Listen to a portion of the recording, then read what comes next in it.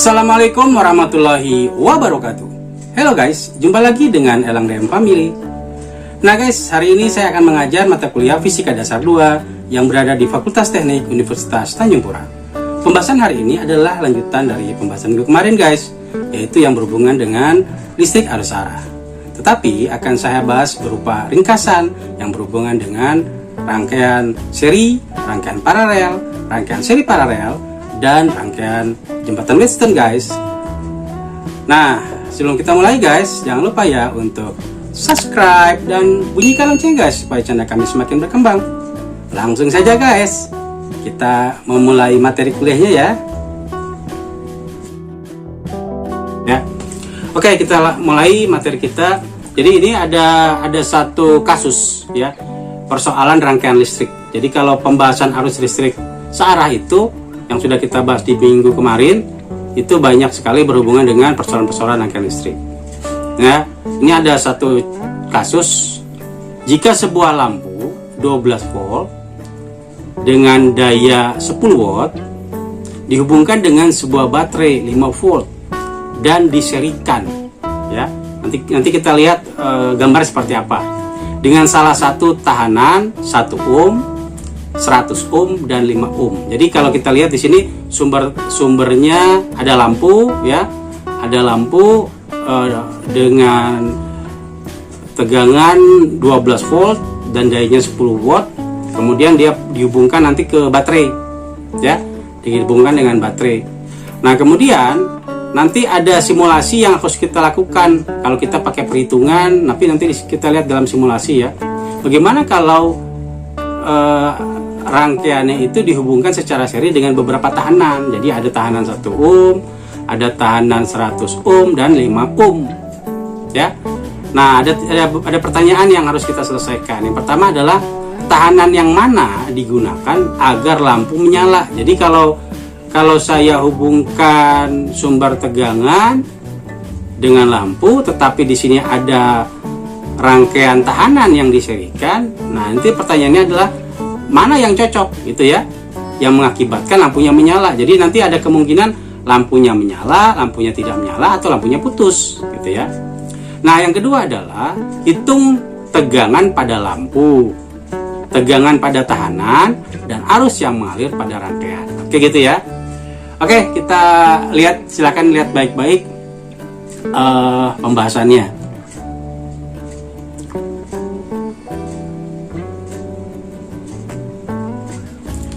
Nah, di sini ilustrasinya adalah ini seperti praktikum ya.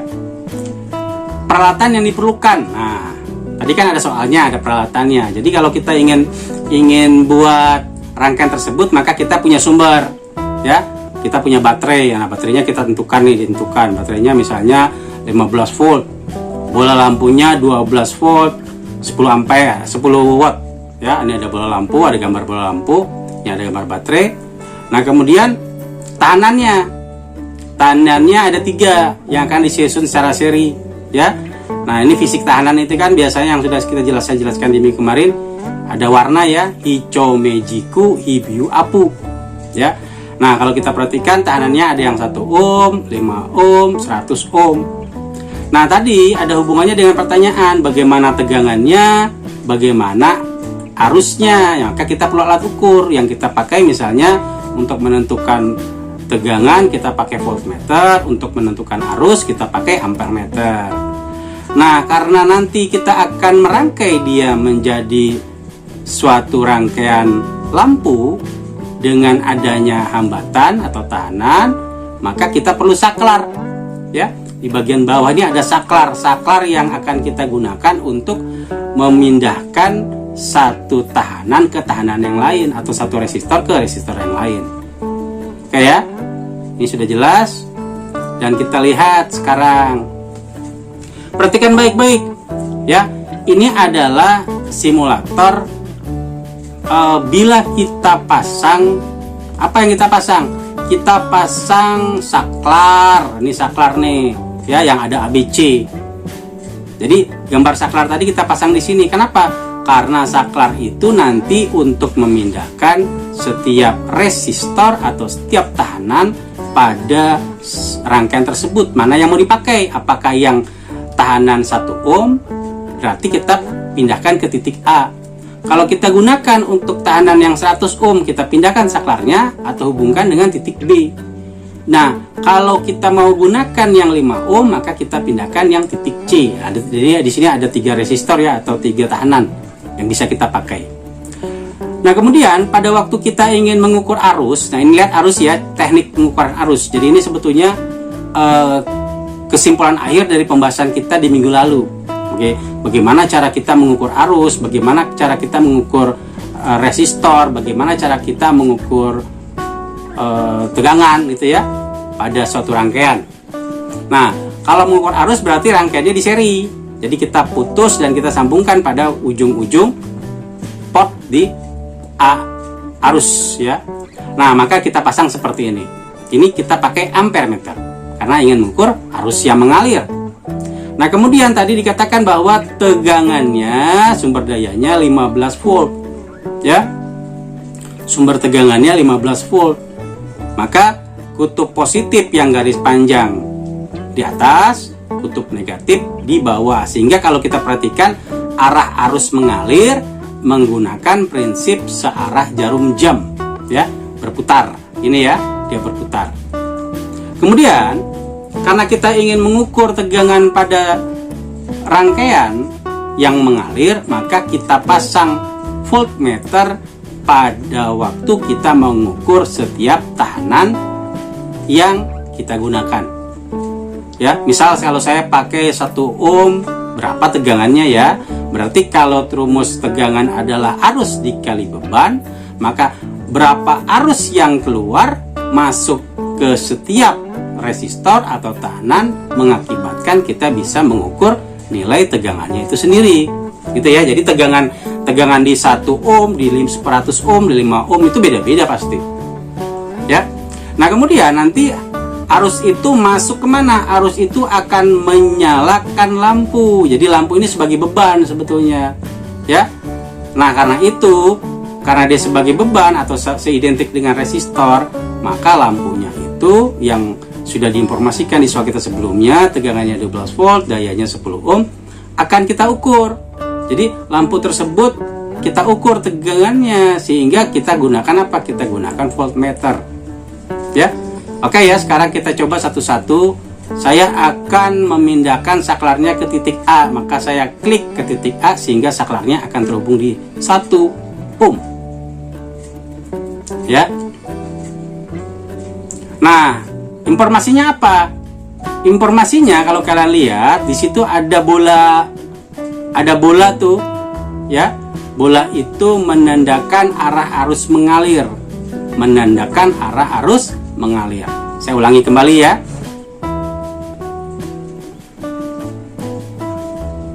Ya, lihat ya, arah arus mengalir. Nah, sekarang kita lihat di bagian ini nih. Ya, di bagian ini. Di bagian ini, pada waktu kita menggunakan tahanan terlalu kecil, ada informasi, ya, ada informasi yang menyatakan bahwa tahanan terlalu kecil, sehingga kehilangan tegangan pada tahanan juga kecil, tegangan pada lampu sama dengan tegangan sumber dan dapat menyebabkan lampu putus. Nah, sekarang kita lihat, kenapa lampunya putus? Ya, kalau kita lihat di sini ya, lampunya ini elemennya putus, ya. Karena apa? Kita lihat. Arus yang mengalir adalah 15 mikroampere. 15 mikroampere. Dan arus itu ya akan masuk di mana? Akan masuk di resistor yang pertama, yaitu 1 ohm. Kemudian dia mengalir ke lampu. Ya, karena tegangannya terlalu besar, ya, menjadi tegangan yang terlalu besar, akibatnya apa? Akibatnya ya lampunya putus. Nah, kenapa kita katakan seperti itu, tegangan terlalu besar? Kita perhatikan, lampu itu memiliki kemampuan normal 12 volt. Tapi pada waktu alat ukur itu menyatakan suatu nilai yang ternyata nilainya lebih besar, jadi 15 volt ya, tentu saja lampunya jadi putus. Kenapa? Karena tegangan lampu lebih kecil dibandingkan tegangan sumber, gitu ya. Tegangan lampu lebih kecil dibanding tegangan sumber, jadi mengakibatkan putus. Kesimpulannya apa? Oh, kita katakan resistor yang kita pakai 1 ohm itu adalah nilai resistor yang sangat kecil, terlalu kecil, sehingga tegangan yang dihasilkan 15 volt, ya. Nah, kalau kita lihat dayanya, ya, kalau kita lihat dayanya, itu dayanya bisa juga kita hitung nantinya, karena daya itu adalah tegangan dikali arus. Nah, kemudian kita lihat tegangan yang ada di mana, tegangan yang ada di tahanan 1 ohm ini, di titik A ini, berapa tegangannya? Berdasarkan alat ukur dikatakan nilainya adalah 15 mikrovolt, gitu ya, 15 mikrovolt. Jelas ya? Kalau kondisi pertama kita belum bisa, waktu saklarnya belum dihidupkan, belum dipindahkan ke salah satu titik, kita belum bisa menyatakan rangkaiannya bekerja, lampunya pun belum bisa menyala. Karena apa? Karena salurannya belum terhubung. Ya, alat ukur ini cuma untuk menyatakan nilai, ya, yang ingin kita ukur. Jadi di sini 15 mikroampere, di sini 15 mikrovolt, hasilnya 15 volt. Oke ya, kita lihat bagaimana kalau kita pindahkan ke titik B. Oke ya, saya pindahkan titik B. Perhatikan baik-baik karena prosesnya agak cepat. Ya, lihat ya. Lihat, ada dua titik besar dan kecil. Oke, kita lihat mereka sejalan. Nah, di sini menyatakan bahwa, ya, untuk titik B yang nilainya 100 volt, 100 ohm, oke ya, 100 ohm. Kita lihat titik itu ada titik arus yang mengalir pada waktu dia melewati ampere meter, nilainya 131,1 miliampere. Kemudian, ya, yang satu masuk kepada alat ukur, yaitu menyatakan nilai 13,11 volt. Yang satu mana dia? Dia melewati tahanan atau resistor, yaitu 100 ohm. Kemudian mereka akan bersama-sama, yang satu masuk ke dalam alat ukur dengan nilai 1,88 volt. Yang satu masuk untuk menyalakan lampu. Lampunya nyala. Terangkah tidak dia lampunya? Tidak. Kenapa? Karena tegangan yang terukur hanya 1,88 volt, tapi lampunya nyala, tapi redup. Gitu ya. Artinya apa? Tahanan terlalu besar sehingga arus tidak cukup untuk menghasilkan tegangan pada lampu. Karena itu yang kita lihat lampunya warnanya kuningnya redup. Oke ya, kita lihat baik-baik ya. Pada waktu dia melewati resistor 100 ohm, tercatat di voltmeter nilainya adalah 13,11 volt. Oke, kita lanjutkan. Bila saya pindahkan ke titik C, nah ternyata katanya pada waktu kita pindahkan ke titik C yang melewati resistor 5 ohm, kita lihat ya baik-baik ya, kita lihat baik-baik. Nah, apa yang terjadi? Tegangan pada lampu mendekati nilai lampu tersebut, sehingga lampu dapat menyala. Berapa nilai tegangannya? Mendekati 12 volt, karena tegangan maksimum lampu adalah 12 volt. Nah, sekarang kita lihat ya, kita lihat di sini. Pada waktu sumber tegangan diberikan 15 volt, ya, kemudian sumber tahanannya yang dipindahkan saklarnya ke titik C yaitu 5 ohm, ya. Voltmeternya menyatakan nilai berapa? 3,866 volt, dan ampere meternya menyatakan nilai 77 3,2 miliampere. Ya. Kemudian di lampu voltmeter menyatakan nilainya 11,13 volt. Ya, artinya di sini lampunya menyala terang, ya, mendekati nilai maksimum. Amankah dia ini? Aman. Ya, artinya kalau nilainya lebih dari 12, kemungkinan besar lampunya tidak bertahan lama. Ya, karena itu kalau kita lihat di aplikasinya, penerapannya, misalnya kita punya baterai senter misalnya. Kemudian kenapa ya senter ini kok sering putus? Nah, bisa diakibatkan oleh sumber tegangannya terlalu besar. Ya. Atau misalnya kalian punya kendaraan bermotor, misalnya lampu, entah lampu rem, entah lampu depan, ya, lampu sen. Nah, sering sekali putus. Itu diakibatkan oleh apa? Diakibatkan oleh tegangan lampu tidak sesuai dengan sumber tegangan, gitu ya. Jadi kita harus pasang apa? Harus kita pasang tahanan. Ini teknis sederhana yang bisa kita aplikasikan ya di kehidupan kita sehari-hari.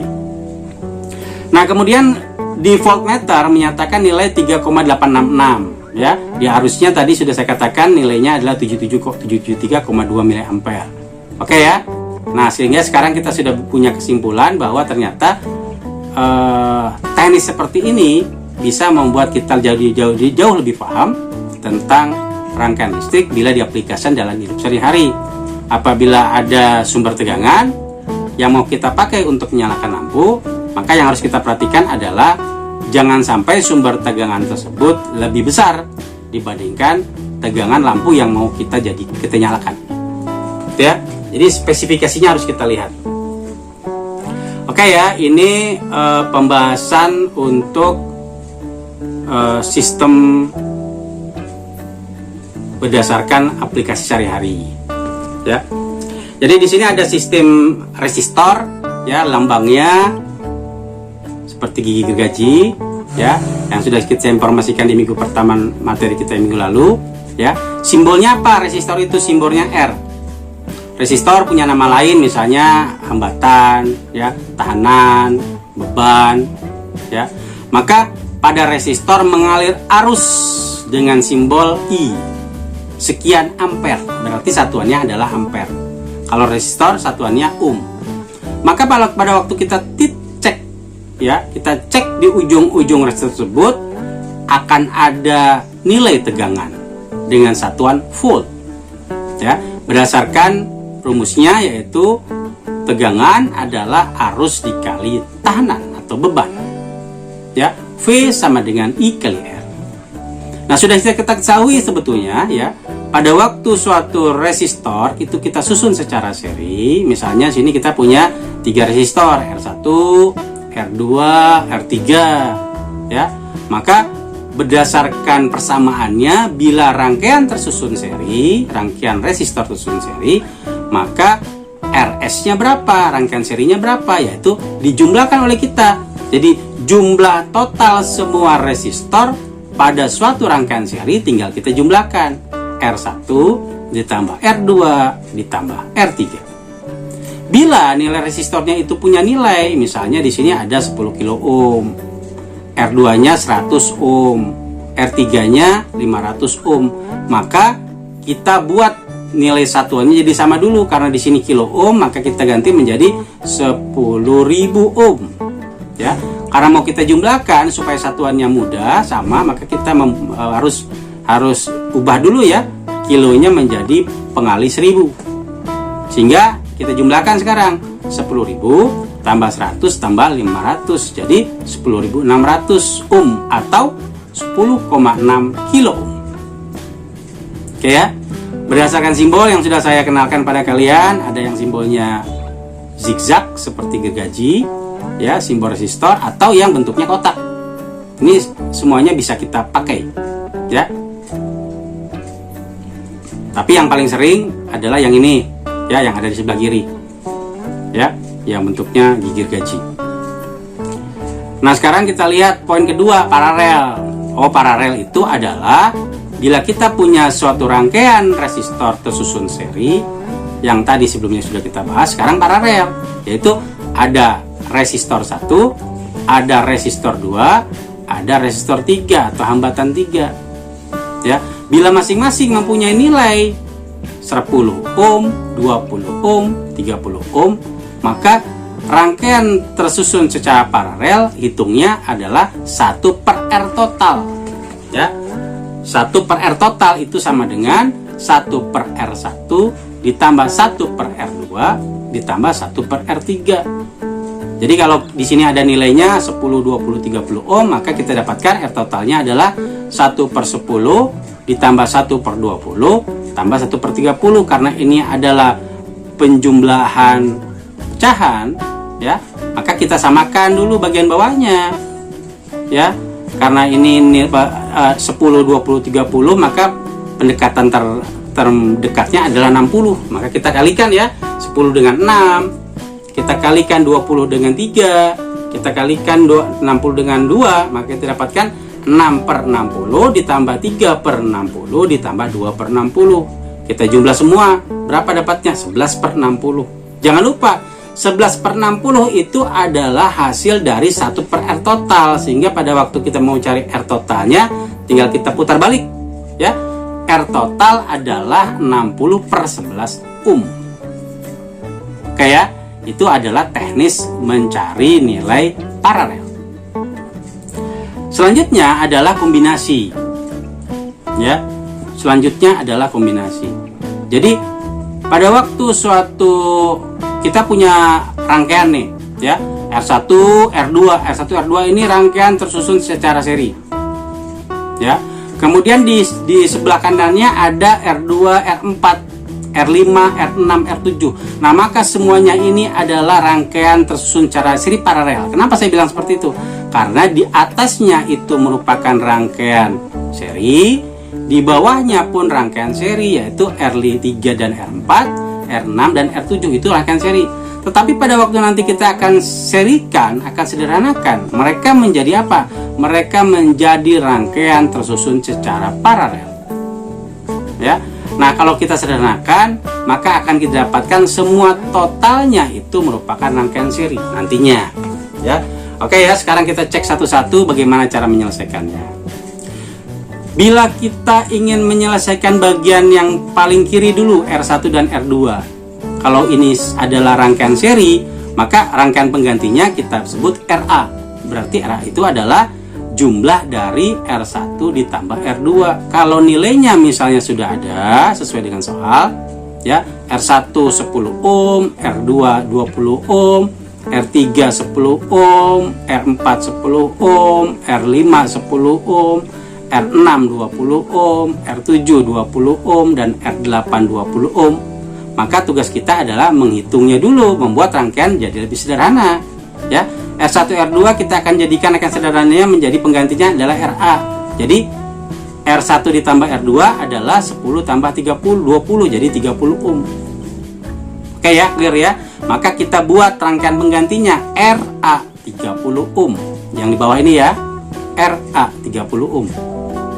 Nah, kemudian kita lihat di bagian atas untuk rangkaian seri paralel yang kedua, ya bagian tengah ya, yang paling atas, yaitu R3 dan R4. Maka rangkaian penggantinya apa? Kita akan buat dia menjadi RB.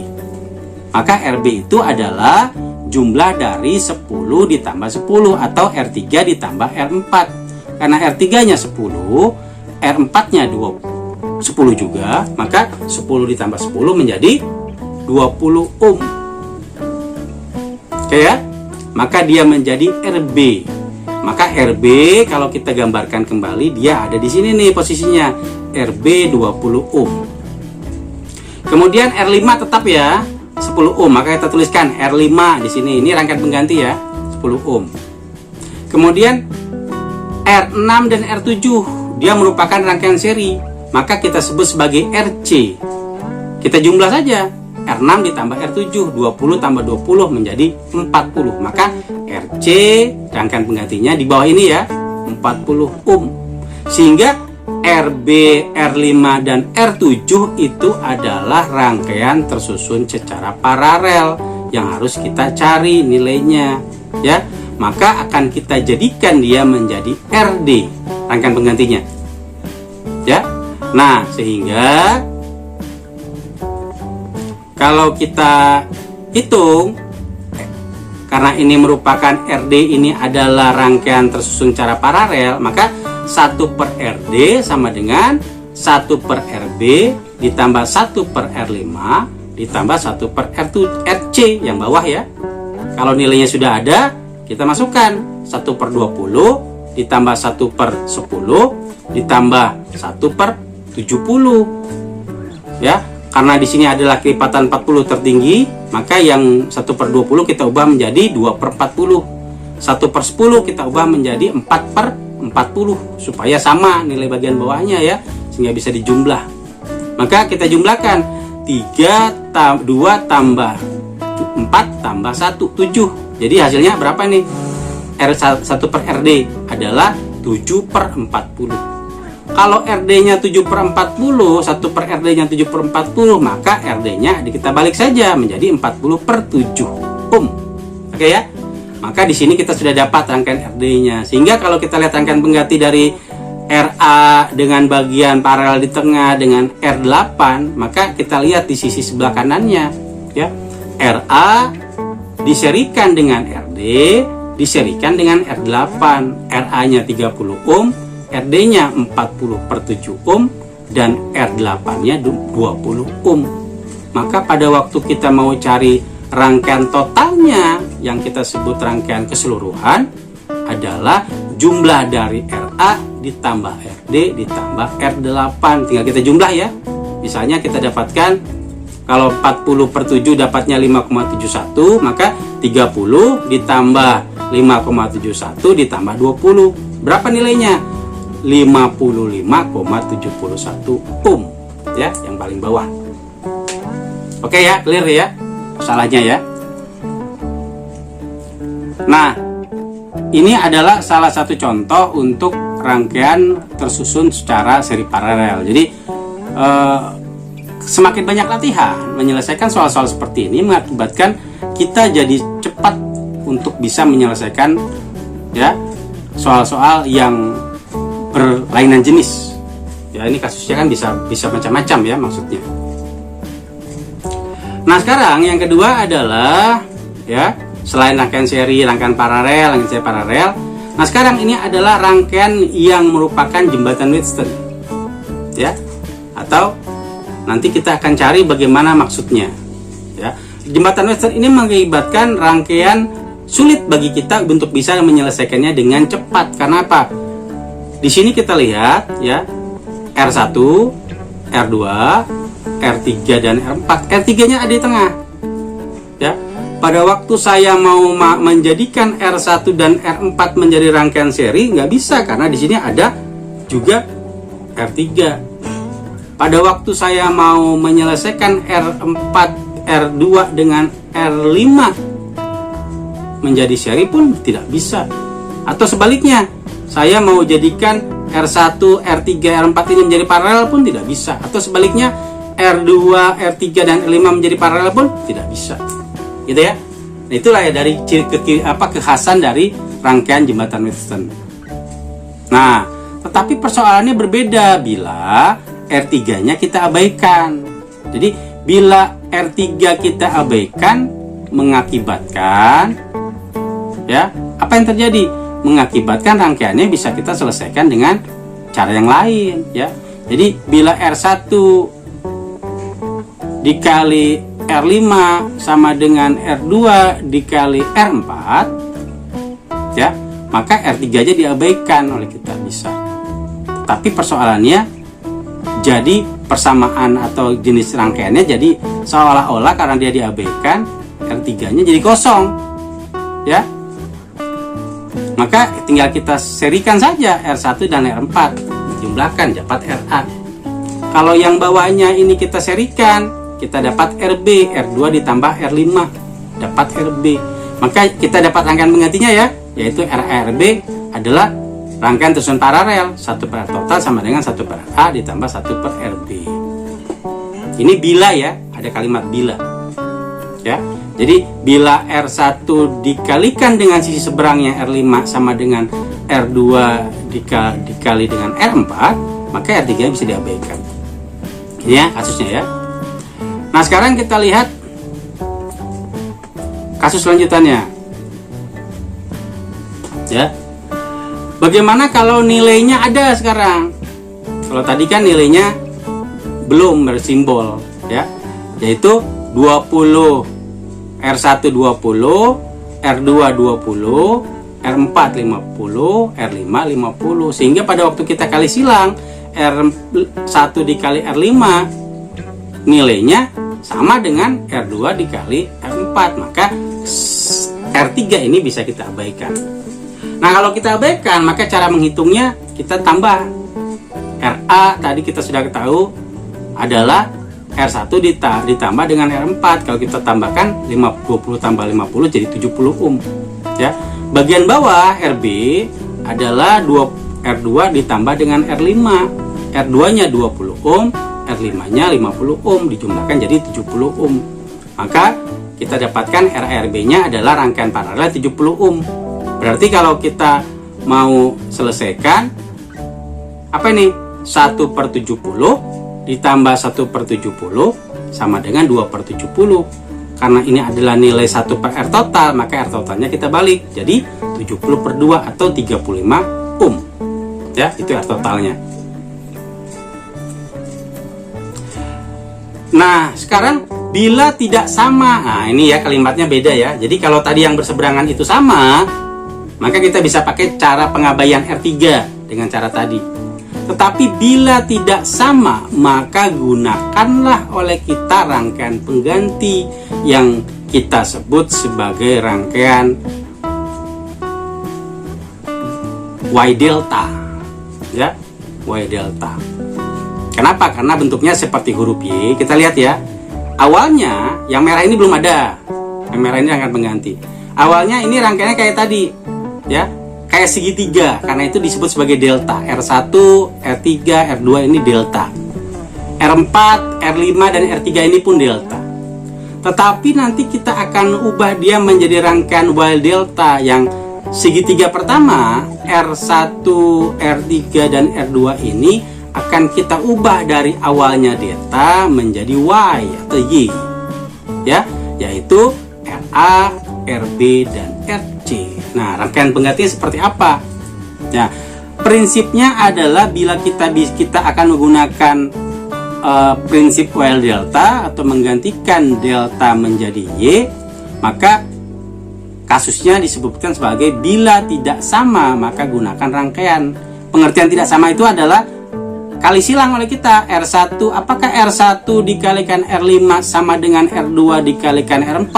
Nah, kalau pembahasan tadi sebelumnya sama ya. Kalau sama maka boleh kita lakukan pengabaian R3. Tapi bila tidak sama, berbeda ya. Misalnya kalau R1 dikali R5 dapatnya 10 misalnya.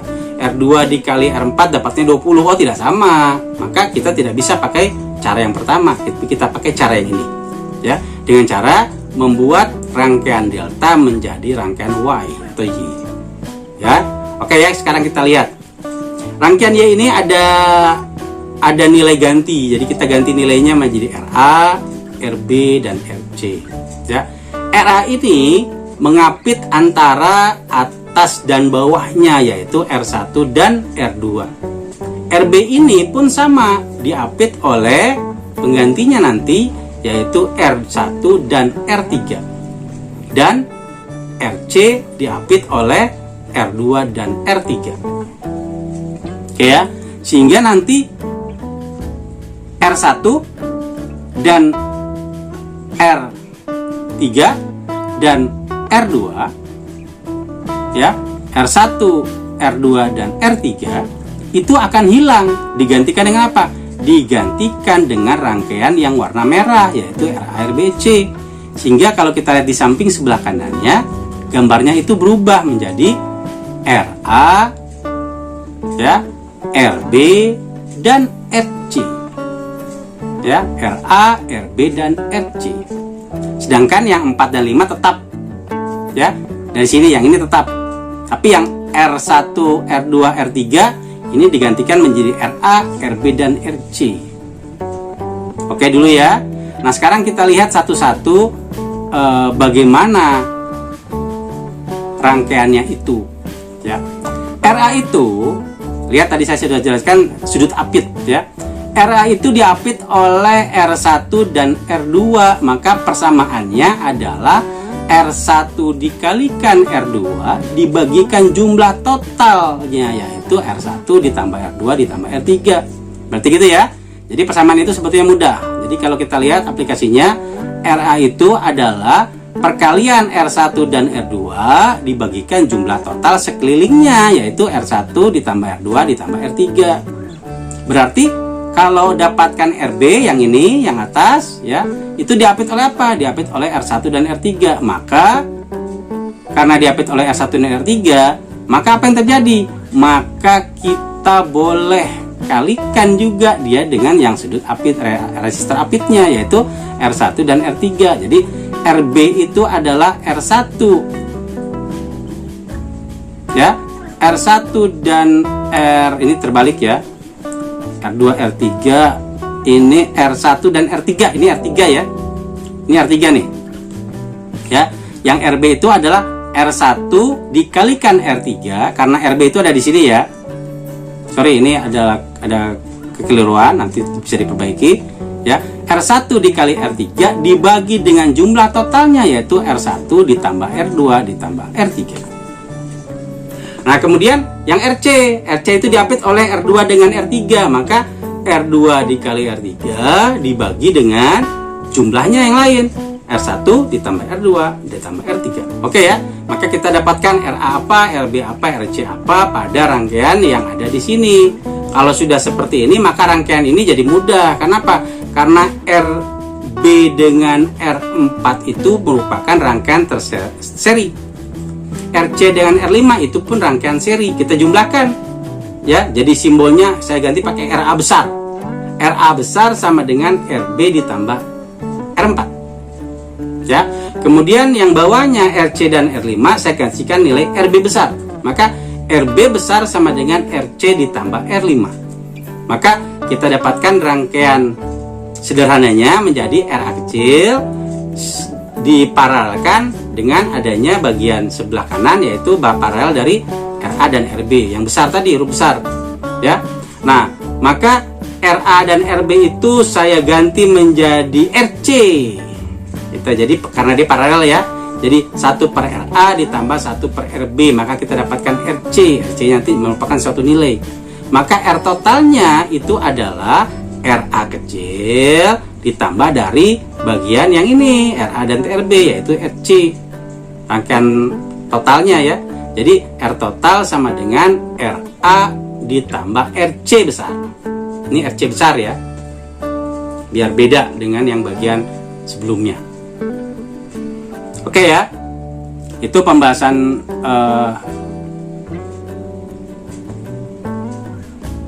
nah, sekarang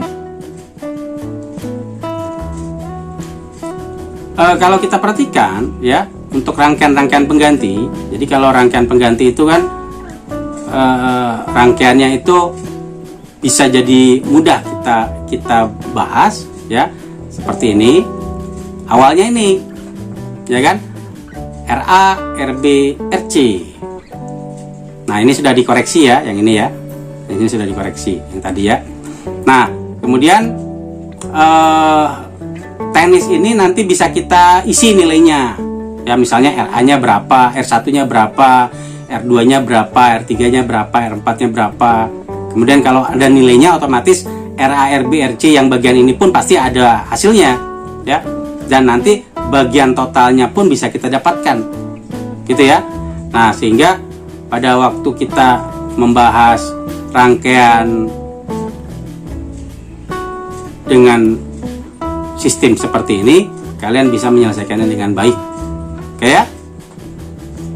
Kita lihat di pembahasan kita sebelumnya ya. Di materi kita yang lalu kita sudah tahu nih bahwa apabila ini merupakan suatu penampang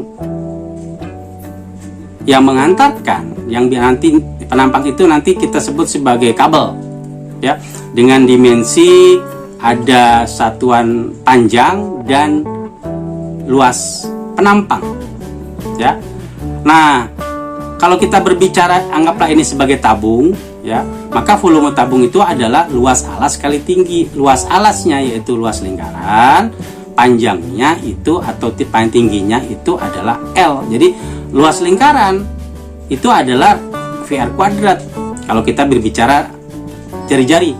Bagaimana kalau kita berbicara diameter? Kalau kita berbicara diameter, maka diameter itu adalah 2 kali jari-jari, karena diameter itu dari ujung lingkaran satu ke ujung lingkaran yang lain. Sedangkan jari-jari itu adalah titik pusat, ya, dari titik pusat ke salah satu ujung lingkaran. Maka 2 kali jari-jari, maka akan kita dapatkan diameter, ya. Nah, sehingga kalau diameter ada 2 kali jari-jari, maka jari-jari itu adalah D/2. Kalau saya punya kasus adalah ingin mencari luas lingkarannya, maka R yang tadi ini, R kuadrat, ya, itu kita gantikan dengan D/2. Kalau R kuadrat, maka D/2 nya pun kita kuadratkan, gitu ya. Sehingga kalau D dikuadratkan, D kuadrat, 2 dikuadratkan 4. Jadi VD kuadrat per 4. Maka persamaan volumenya adalah seperti ini, ya. Ini pembahasannya berhubungan dengan pembahasan yang berhubungan dengan penampang suatu pengantar, ya. Tolong dicermati baik-baik. Jadi kalau jangan sampai salah, ya. Kadang kita akan tertukar antara keliling lingkaran dengan luas lingkaran. Luas lingkaran itu namanya satuan luas, itu adalah satuan bisa sentimeter pangkat 2, bisa meter pangkat 2, ya. Maka di sini nih ada nih R kuadrat karena pangkat 2. Tapi kalau keliling itu menyatakan satuan meter saja, sentimeter saja, milimeter saja, gitu ya, tidak ada pangkatnya. Maka di sini tidak ada pangkat, ya, karena yang satuan meter itu berhubungan dengan R jadi jari, oke, ya. Nah, sekarang kita lihat untuk rangkaian yang berhubungan dengan pembahasan kita, ya, yaitu kalau kita kemarin sudah punya sistem seri, ya, ada R1, ada R2, R3, dan setiap bagian R1, R2, R3 itu ada titik, ya. Misalnya di bagian R1 ada titik A dan B. Di bagian 2 ada B dan C. Di titik 3 yang di RC yaitu ada C dan D. Maka di bagian R1 karena ada di titik AB, maka tegangannya adalah VAD, ya. Di bagian 2 di R2 ada BC, maka VBC. Di bagian 3 ada CD, yaitu maka tegangannya adalah VCD. Bila ada arus mengalir, ya, maka apa yang terjadi? Maka akan ada tegangan pada bagian itu, ya. Di sini ada hambatan atau ada nilai resistor, satuannya ohm. Kemudian ada arus yang mengalir, satuannya ampere, mengakibatkan muncul potensial listrik di bagian masing-masing, ya. Potensial tegangannya yaitu VAB, VBC, dan VCD. Kalau totalnya, maka kita sebut sebagai ujung terluar, yaitu A dan D, jadi VAD. Sehingga kesimpulannya apa? VAD itu adalah jumlah dari tegangan pada setiap bagian hambatan atau tahanan, yaitu R1, R2, dan R3, yaitu VAB ditambah VBC ditambah VCD. Nah, karena tegangannya adalah rumusnya adalah I kali R, arus dikali hambatan, ya, maka VAD adalah V I dikali R total, karena V kali R, I kali R, ya. Ini pun sama, I kali R1, I dikali R2, I dikali R2, I3. Kalau I-nya kita coret dengan cara I-nya semua kita keluarkan, kemudian R1, R2, R3-nya kita gabungkan dalam satu bagian, maka kita boleh coret ini. muncullah apa? Muncullah rumus umum yang sudah kita bahas sebelumnya juga di pembahasan sebelumnya, yaitu R total atau RAD adalah R1 ditambah R2 ditambah R3. Ini menjadi prinsip rumus resistor terhubung secara seri. Oke ya. Nah, kemudian kalau yang paralel, kalau kita lebih detail lagi ya, ingin membahasnya, maka kalau di sini ada arus mengalir dan arusnya keluar terpecah menjadi 3 bagian, yaitu ke bagian R1 arusnya I1, ke bagian R2 arusnya I2, dan ke bagian R3 arusnya I3. Oke, maka bagaimana caranya kita bisa mengetahui arus yang masuk? Arus yang masuk sama dengan arus yang keluar. I in arus masuk sama dengan I out arus yang keluar. Arus keluar itu apa? Jumlah dari semuanya, yaitu I1 ditambah I2 ditambah I3. Oke, ya.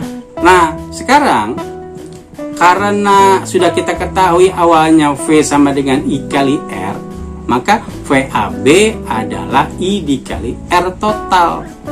Ya, R total. Maka arus sama dengan tegangan dibagi hambatan. Ya. Nah, maka kita pakai ya masing-masing. Dia I in, maka VAB dibagi R total, VA dibagi I1 adalah VAB dibagi R1 untuk I1, VAB dibagi R2, VAB dibagi R3 kalau titik A dan B-nya kita tentukan. Ya. Nah, kemudian kalau sekarang persamaan VAB per R1 ditambah VAB per R2, ini VAB saya keluarin semuanya. Jadi kita boleh tuliskan menjadi VAB dikalikan 1 per R1 ditambah 1 per R2 ditambah 1 per R3. Kalau VAB-nya sama dengan VAB, kita coret saja karena ya saling menghilangkan. Maka hasil akhirnya apa? 1 per R total sama dengan 1 per R1 ditambah 1 per R2 ditambah 1 per R3. Maka ini adalah rumus untuk rangkaian tersusun secara paralel. Ini asal muasal ya. Kita bicara asal muasal. Nah, kemudian adanya arus ya. Adanya arus. Arus itu berhubungan dengan, jadi kalau kita punya arus yang banyak, nggak ada masalah ya. Kita boleh saja membuat suatu gambar arus. Jadi ada arus yang masuk, ada arus yang keluar pada setiap titiknya. Misalnya ini titik ini ya, titik pertama nih, ini titiknya ada lagi nanti ya. Maka I in sama dengan I out. Yang masuk apa? Yang masuk di sini I1, I2 dan I3. Yang keluarnya apa? Yang keluarnya adalah I4 dan I5. I4 dan I5. Nah, yang perlu kita ketahui kalau kita punya rangkaian arus listrik menggambarkan dan lebihnya bentuknya lebih kompleks, seperti ini agak kompleks ya, maka kita harus tahu lagi bagian belakang I5 itu apa. I5 itu adalah input yang keluar dari berapa? I7 dan I9. Jadi I5 itu adalah I7 ditambah I9. Sedangkan I7 itu adalah input. Outputnya apa? 5 dan 8. Maka I7 itu adalah I5 ditambah I8. Dan I9 ini sendirian ya, nggak ada masalah. Nah, maka pada waktu kita mau membuat dia menjadi suatu sistem yang lengkap, maka kita hitungnya mundur ya. I7 sudah kita ketahui, ini yang paling belakang, kita masukkan ke rumus I5. Maka di sini muncul I5 itu adalah I6 ditambah I8 ditambah I9. I5 itu apa? I5 itu kita masukkan ke rumus yang pertama, karena I4 ditambah I5. Maka hasilnya kita dapatkan totalnya I in sama dengan I out ya. Arus listrik itu arus listrik yang masuk sama dengan arus listrik yang keluar. Jadi masuknya apa? Pertamanya I in-nya I1 ditambah I2 ditambah I3 sama dengan I5, I4 ditambah I7 ditambah I9.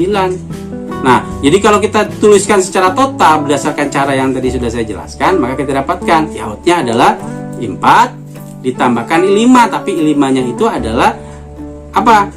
I7 ditambah I9, sedangkan I7 itu adalah I6 ditambah I8, maka hasilnya menjadi I4 ditambah I6 ditambah I8 ditambah I9.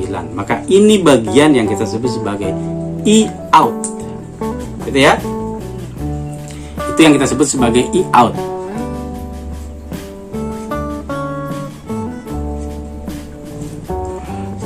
Nah, sebetulnya cara cepat bisa kita lakukan, ya. Bisa pakai tadi, tapi bisa juga dengan cara langsung. Jadi sebetulnya arus yang masuk dan arus keluar itu ada sebagian yang kita tidak perlu hitung. Ya, misalnya, yang ini jelas nih, I input, I masuk, I1, I2, I3 itu masuk. Tapi yang keluar itu kita lihat di sisi-sisi terluarnya, yaitu yang keluar adalah I4, maka di sini muncul I4. Yang keluar lagi di sini adalah I5, maka di sini kita tambahkan nilainya. I6, sorry, I6. Ya, kita tulis I6. Ada yang keluar lagi di sini yang terakhir, paling keluar ya, yang sisi paling luar, I8, maka di sini I8. Kemudian di sini ada keluar lagi yang I9. Nah, ya kan? Maka yang dimaksud sebagai I5 dan I7 itu sebetulnya cuma cara untuk mempermudah kita dalam menghitung, tapi dalam kasat mata bisa kita lihat langsung di sisi terluarnya apa. Oke ya, itu yang bisa kita bahas dari arus listrik. Nah, di bagian arus listrik yang sudah kita ketahui, karena arus itu adalah berhubungan dengan simbol I dan satuannya ampere, maka ada hubungannya antara apa? Ada hubungannya dengan tegangan, ada hubungannya dengan arus, dan ada hubungannya dengan hambatan atau tahanan. Dan artinya juga nanti ada hubungannya dia dengan daya, yang satuannya adalah watt. Jadi simbolnya P, ya, daya itu. Jadi kalau daya itu adalah arus dikali tegangan, sedangkan tegangan itu adalah arus dikali beban, maka dari sini kita bisa tahu arus itu adalah tegangan dibagi dengan beban atau resistor. Ya, kalau misalnya kita punya nilai, diketahui misalnya ya, tegangan rumah misalnya nih, ya, kita ingin tahu kita punya rumah berapa dayanya, berapa ampernya, ya. Kalau kita bilang rumah kita itu 2200 watt dengan dayanya, dengan tegangannya 220 volt, dayanya 2200 watt, arusnya berapa ya? Maka kita pakai rumusnya. Kalau daya adalah arus dikali tegangan, maka arus adalah daya dibagi tegangan. 2200 dibagi 220 volt sama dengan 10 ampere. Oh, nilainya 10 ampere. Ini kalau kita ingin mencari arus, ya. Tetapi ternyata dari rumus ini kita bisa dapatkan banyak cara, ya. Kalau arus sama dengan arus, jadi kalau saya katakan di sini arus sama dengan daya dibagi tegangan. Kalau saya bilang arus dibagi arus, sedangkan yang atasnya, ya, dari V sama dengan I kali R, kita dapatkan arus juga adalah V per R. Jadi kalau arus sama dengan arus, maka P per V sama dengan V per R, gitu ya. Maka muncullah persamaan ini. Sehingga kalau kita lihat hubungan antara tegangan, daya, dan beban tanpa arus, persamaannya menjadi V kuadrat per R, ya. Daya adalah tegangan dikuadratkan dibagikan dengan beban. Atau sebaliknya, kalau saya mau mencari beban, maka tegangan dikuadratkan dibagikan dengan dayanya. Oke ya. Itu yang bisa dijelaskan untuk hal-hal yang berhubungan antara arus listrik atau satuannya ampere, ya, simbolnya I, kemudian tegangan V, volt, kemudian resistor atau hambatan satuannya ohm, dan daya satuannya watt, simbolnya P. Oke ya. Nah, sehingga pada waktu kita berbicara daya listrik yang berhubungan dengan arus, yang berhubungan tegangan, muncul persamaannya, ya. Kalau satuannya watt, maka daya P sama dengan V kali I. Kalau sudah kita ketahui V sama dengan I kali R, kita masukkan V ini ya, masukkan ke persamaan depan. Maka persamaan jadi apa? Gaya adalah arus dikuadratkan dikali R, I kuadrat R. Ya. Sekarang bagaimana kalau misalnya hubungannya antara tegangan dengan beban? Ya. Kalau berhubungan dengan daya, maka kalau arus yang adalah P per V dan arus yang kedua adalah V per R, maka arus sama dengan arus. Jadi P per V sama dengan V per R. Ya, maka jadilah dia persamaan umum yang berhubungan dengan tegangan dan beban tanpa arus. Ya, P kuadrat per R. Oke ya. Itu pembahasan kita yang untuk melengkapi pembahasan di pertemuan kita sebelumnya. Ya. Bagaimana guys? Pembahasan lanjutan listrik arus arah. Yang tadi kita sudah bahas yang berhubungan dengan rangkaian seri, rangkaian paralel, rangkaian seri paralel, dan ada tambahan guys, yaitu jembatan Wheatstone. Nah guys, ditambah juga ya dengan berbagai macam contoh soal guys yang berhubungan ya.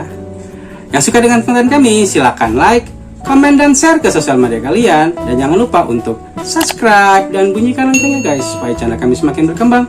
Saya tutup dengan ucapan wassalamualaikum warahmatullahi wabarakatuh. Jumpa lagi dengan konten kami yang lain.